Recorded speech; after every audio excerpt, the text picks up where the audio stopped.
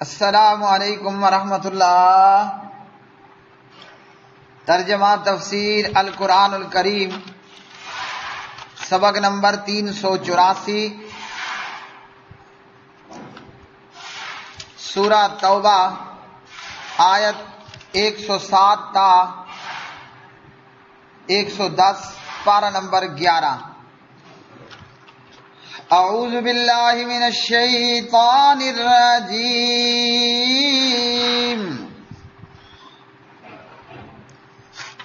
والذین اتخذوا مسجدا ضرارا وکفرا وتفریقا بین المؤمنین وإرصادا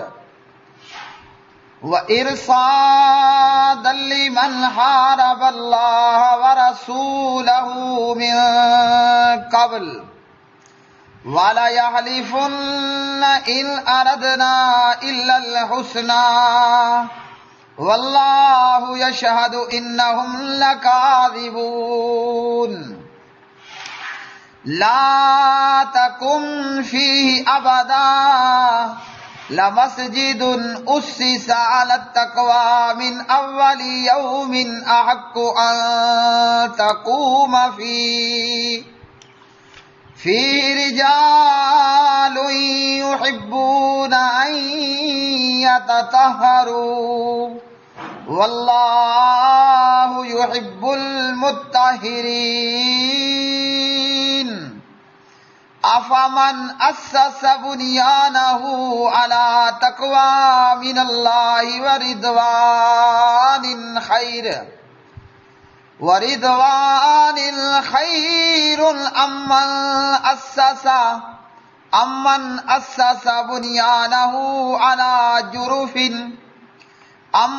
أسس بنيانه على شفا جرف نهار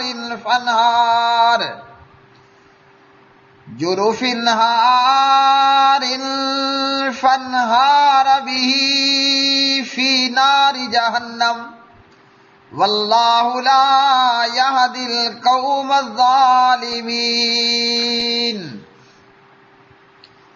لا یزال بنیانہم الذی بنوا ریبۃ فی قلوبہم الا ان تقطع قلوبہم واللہ علیم حکیم۔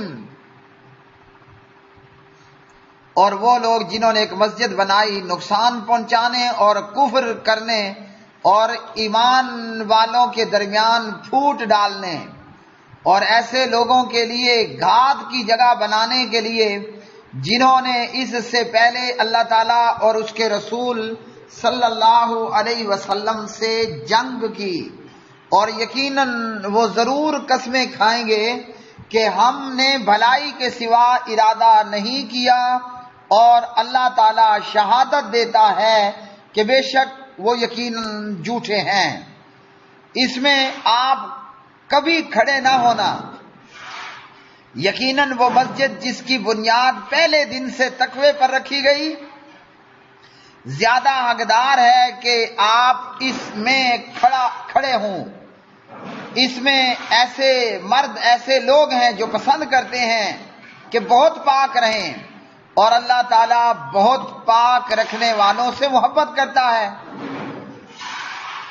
تو کیا وہ شخص جس نے اپنی عمارت کی بنیاد اللہ تعالیٰ کے خوف اور اس کی خوشنودی پر رکھی بہتر ہے، یا وہ جس نے اپنی عمارت کی بنیاد کھوکھلے تودے کے کنارے پر رکھی جو گرنے والا تھا، بس وہ اسے لے کر جہنم کی آگ میں گر گیا، اور اللہ تعالیٰ ظالم لوگوں کو ہدایت نہیں دیتا۔ ان کی عمارت جو انہوں نے بنائی ہمیشہ ان کے دلوں میں بے چینی کا باعث بنی رہے گی، مگر اس صورت میں کہ ان کے دل ٹکڑے ٹکڑے ہو جائیں، اور اللہ تعالیٰ سب کچھ جاننے والا کمال حکمت والا ہے۔ والذین، اور وہ لوگ جنہوں نے اتخذوا بنائی مسجدن ایک مسجد ضرارن نقصان پہنچانے، وہ کفرن اور کفر پھیلانے، و تفریقاً اور تفرقہ ڈالنے کے لیے بین المومنین مومنوں کے بیچ، و ارصاداً اور انتظار کرنے کے لیے لمن اس شخص کا جس نے حارب اللہ لڑائی کی اللہ تعالیٰ سے، ورسولہ اور اس کے رسول علیہ الصلاۃ والسلام سے، من قبل اس سے پہلے، وَلَيَحْلِفُنَّ اور یقیناً وہ ضرور قسمیں کھائیں گے، ان اردنا نہیں ہم نے ارادہ کیا تھا، الا مگر الحسنى اچھائی کا، واللہ اور اللہ تعالی یشہد شہادت گواہی دیتا ہے، انہم کے بلا شبہ وہ لکاذبون بالکل جھوٹے ہیں، لا تقم نہ آپ کھڑے ہوں فی اس میں یعنی مسجد ضرار میں، ابداً کبھی بھی، لمسجد البتہ وہ مسجد اسسا جس کی بنیاد رکھی گئی ہے، علی التقوی تقوی پر، من اول یوم پہلے ہی دن سے، احق کو زیادہ حقدار ہے، ان تقوما کہ آپ کھڑے ہوں فی اس میں رجال ایسے لوگ ہیں، یحبون جو پسند کرتے ہیں، ان یتطہروا کہ وہ خوب پاک ہوں، واللہ اور اللہ تعالیٰ یحب پسند کرتا ہے المتطہرین خوب پاک رہنے والوں کو۔ افمن کیا پھر وہ شخص جس نے اسسا بنیاد رکھی، بنیانہ اپنی عمارت کی، علی تقوی اللہ تعالیٰ کے تقوی خوف پر، ورضوان اور رضامندی پر یعنی اللہ کی، خیر بہتر ہے، ام یا من وہ شخص کے جس نے اسسا بنیاد رکھی، بنیانہ اپنی عمارت کی، علی شفا ایسے کنارے پر، جرفن جو کھوکھلا، ہارن گرنے والے ہیں، فنہارا چنانچہ وہ لے ہی گرا یعنی گڑا، بھی اس شخص کو، فی ناری جہنم جہنم کی آگ میں، واللہ اور اللہ تعالیٰ لا یہدی نہیں ہدایت دیتا القوم الظالمین ظالم قوم کو۔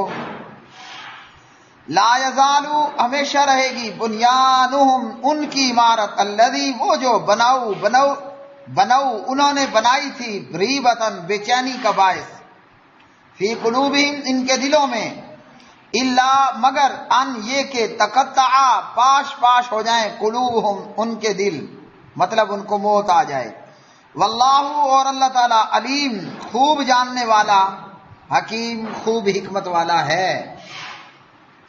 پیارے بھائیوں اور میری بہنوں، آج کا یہ سبق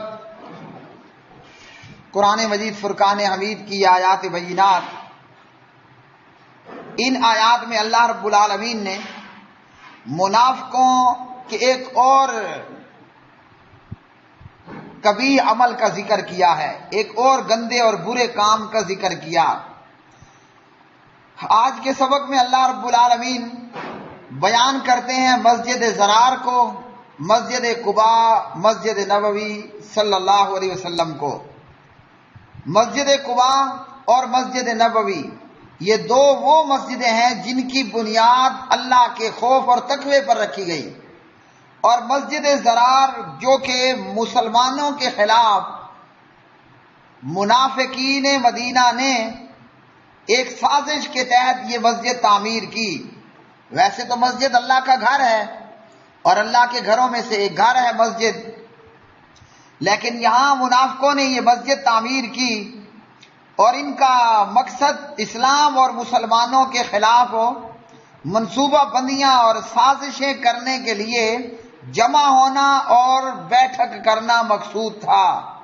مسجد کی تعمیر اللہ کی رضامندی، اللہ کے تقوی کا حصول اور اللہ کی عبادت کرنا مقصود نہیں تھا۔ بظاہر مسجد بنائی گئی لیکن مقاصد جو ہے وہ باطل تھے۔ ان منافقوں کو ایک جگہ جمع ہو کر اپنے منصوبوں اور اپنے راز و نیاز کو مخفی رکھنے کے لیے کوئی موضوع جگہ نہیں مل پا رہی تھی، تو انہوں نے یہ مسجد تعمیر کی، اور یہ مسجد انہوں نے مسجد قباء کے قریب اور ساتھ میں ہی تعمیر کر لی۔ اور اس مسجد ضرار کے بنانے کا مقصد کیا تھا؟ مقصد یہ تھا کہ اللہ کی عبادت مقصود نہیں بلکہ مومنوں کو نقصان پہنچانا مقصود تھا۔ اور اسی طرح اللہ کا ذکر کرنا اور اللہ کا تقوی مقصود نہیں تھا، بلکہ مسلمانوں کے خلاف منصوبہ بندیاں کرنا مقصود تھا، اور اسی طرح مسلمانوں کے بیچ میں تفرقہ پیدا کرنا مقصود تھا کہ مسلمان ایک جگہ نماز پڑھنے کی بجائے بکھر جائیں تاکہ مسلمانوں کی جمعیت جو ہے وہ ٹوٹ جائے۔ کیوں کہ ان منافقین کو مسلمانوں کا یوں ایک جگہ باہم ملنا، بیٹھنا، اٹھنا اور اتفاق اور اتحاد یہ منافقوں کو برداشت نہیں ہوا اور منافقوں کو اچھا نہیں لگا۔ اور اسی طرح اللہ تعالیٰ کے دشمنوں کی مدد کرنے کے لیے کہ جو لوگ اسلام اور مسلمانوں کے دشمن رہے، خصوصاً وہ منافقین اور وہ لوگ جو مدینہ چھوڑ کے بھاگ گئے تھے اور دشمنوں کی پناہ میں رہ کر اسلام کے خلاف سازشیں کرتے تھے، تو ایسے آدمیوں کے لیے یہ پردے کی جگہ بنانا مقصود تھا۔ اور منافقین نے مسلمانوں کے دلوں سے شک کو دور کرنے کے لیے مسجد کا بہانہ بنایا۔ کیا کہا کہ جی بیماروں اور کمزوروں کے لیے بنائی ہے تاکہ بڈھا، بیمار، کمزور، سردی، بارش، تکلیف میں جو ہے وہ لوگوں کو آسانی ہو سکے۔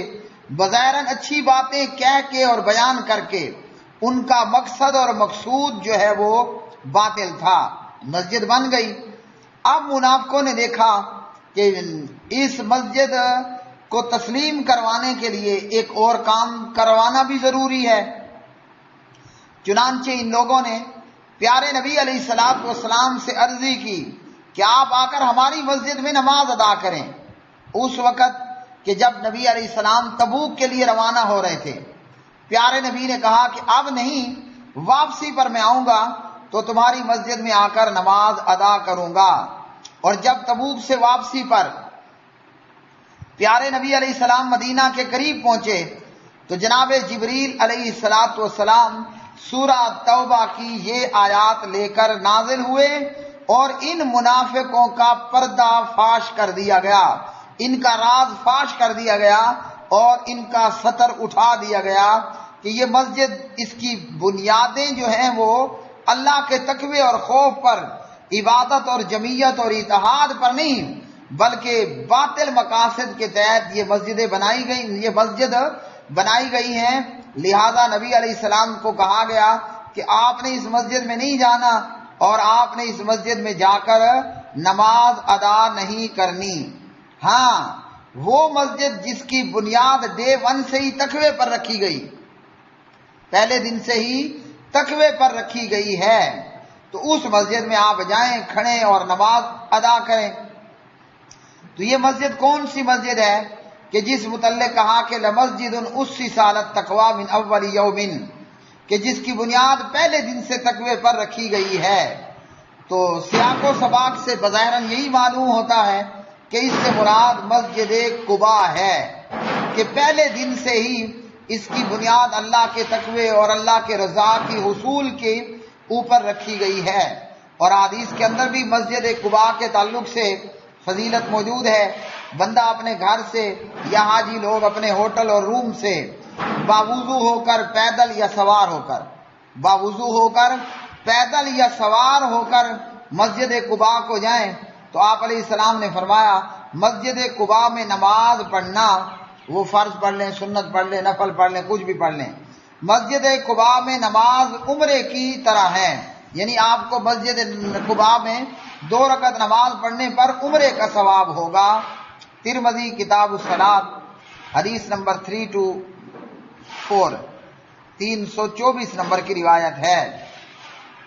اسی طرح عبداللہ بن عمر رضی اللہ عنہ بیان کرتے ہیں کہ پیارے نبی علیہ السلام ہر ہفتے کے دن مسجد قباء میں سوار ہو کر یا پیدل آیا جایا کرتے تھے، اور پیارے نبی علیہ السلام اس مسجد میں 2 رکعت نماز پڑھا کرتے تھے۔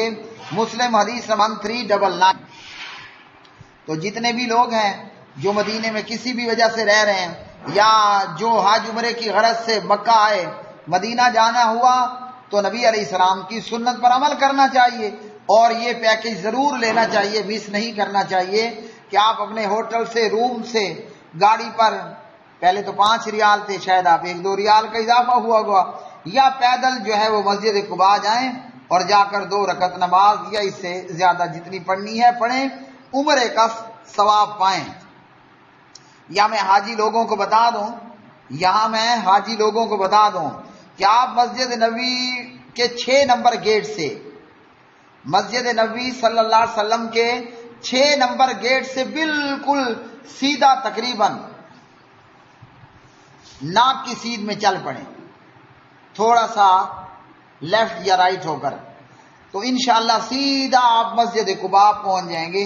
اور پیدل جانا یا سوار ہو کر جانا تو ایک اپنا ہی لطف ہے، اور ایک عجیب سا مزہ ہے، اور ایک عجیب سا سکون ہے۔ تو یہ پیارے نبی علیہ السلام نے مسجد قباء کے حوالے سے ارشاد فرمایا۔ اور اسی طرح صحیح بخاری میں ہجرت سے متعلق حدیث میں ہے کہ نبی علیہ السلام ہجرت کے موقع پر پہلے بنو عمر بن عوف میں 10 دن سے کچھ ٹھہرے اور اس مسجد کی بنیاد رکھی کہ جس کی بنیاد اول دن سے ہی تقوی پر رکھی گئی ہے۔ پھر اونٹنی پر سوار ہو کر اور لوگوں کے ساتھ چلتے ہوئے وہاں تک پہنچے جہاں پیارے نبی علیہ السلام کی اونٹنی بیٹھ گئی، یعنی مسجد نبوی کی جگہ۔ اور یہ جگہ مدینے میں سہل اور سہیل رضی اللہ تعالی عنہما کے کھجوروں کی جگہ تھی۔ کھجور کو سکھانے، خشک کرنے کے لیے وہ اس جگہ کا استعمال کیا کرتے تھے۔ صحیح بخاری حدیث نمبر 3906۔ تو اس سے بھی معلوم ہوتا ہے کہ یہ مسجد قباء کی فضیلت ہے، مگر بعض احادیث میں اس کا مصداق مسجد نبوی کو بھی قرار دیا گیا ہے۔ ابو سعید خدری بیان کرتے ہیں رضی اللہ تعالی عنہ کہ 2 لوگوں کے بیچ میں بحث ہو گئی کہ یہ اسی سالت تقوی من اول یوم، جس کی ڈے 1 سے تقوی پر بنیادیں رکھی گئیں، وہ مسجد کون سی ہے؟ ایک نے کہا میاں وہ مسجد قباء ہے، دوسرے نے کہا کہ وہ مسجد رسول، مسجد نبوی صلی اللہ علیہ وسلم ہے۔ تو نبی علیہ السلام نے فرمایا وہ میری یہ مسجد یعنی مسجد نبوی ہے۔ ترمذی حدیث نمبر 3099۔ اور ان 2 حدیثوں کے بیچ میں تطبیق یہ ہے، اتفاق یہ ہے کہ مسجد قباء کی بنیاد بھی ڈے 1 سے پہلے دن سے تقوی پر رکھی گئی، اور مسجد نبوی صلی اللہ علیہ وسلم کی بھی۔ تو ہر وہ مسجد جس کا مقصد مسلمانوں کو نقصان پہنچانا یا تفریق ڈالنا ہو، اس میں نماز پڑھنا درست نہیں ہے۔ اور مسجد قباء اور اس مسجد کے حوالے سے کہا گیا کہ یہاں کے جو لوگ ہیں وہ بہت پاک رہتے ہیں اور بڑی پاکی اختیار کرنے والے، اور اللہ تعالیٰ بھی پاکیزہ لوگوں سے، پاک رہنے والوں سے محبت کرتا ہے۔ ابو ہریرہ رضی اللہ تعالی عنہ راوی ہیں، اور ابو داؤد کتاب الطہارہ میں ہے، حدیث نمبر 3100 ہے، ابن ماجہ 355 ہے۔ علامہ البانی رحمہ اللہ فرماتے ہیں روایت صحیح۔ نبی علیہ السلام نے فرمایا یہ آیت فی رجال یحبون ان یتطہروا، کہ اس میں ایسے لوگ ہیں جو کہ بہت پاک رہے اور پاک رہنے کو پسند کرتے ہیں، یہ لوگ پاک رہنے کو پسند کرتے ہیں۔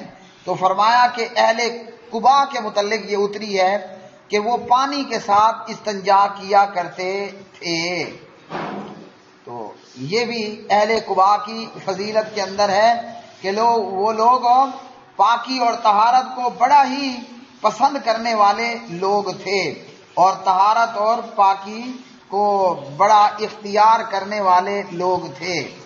پھر اللہ سبحانہ و تعالیٰ فرماتے ہیں ایک شخص اپنی عمارت کی بنیاد اللہ کے خوف پر رکھتا ہے، اور ایک وہ ہے جو کھوکھلے تودے کے اوپر رکھتا ہے، یعنی ایسے کنارے پر جو نیچے سے کھوکھلا ہے، تو وہ اس کی کوئی مضبوطی نہیں ہے۔ تو جس نے اپنی عمارت کی بنیاد اللہ کے تقوی پر رکھی ہے وہ شخص جو ہے وہ بہتر ہے۔ اور یہ کون ہے تقوی پر رکھنے والے؟ یہ مومنین ہیں۔ کھوکھلے تودے پر عمارت کی بنیاد رکھنے والے منافقین ہیں۔ حسن بن علی رضی اللہ تعالی عنہما راوی ہیں، روایت ہے مسند احمد میں، ترمذی میں، ترمذی 2518، علامہ البانی رحمہ اللہ فرماتے ہیں روایت صحیح ہے۔ نبی علیہ السلام نے فرمایا الصدق طمانینۃ والکذب ریبۃ، سچ باعث اطمینان ہے اور جھوٹ باعث بے چینی ہے۔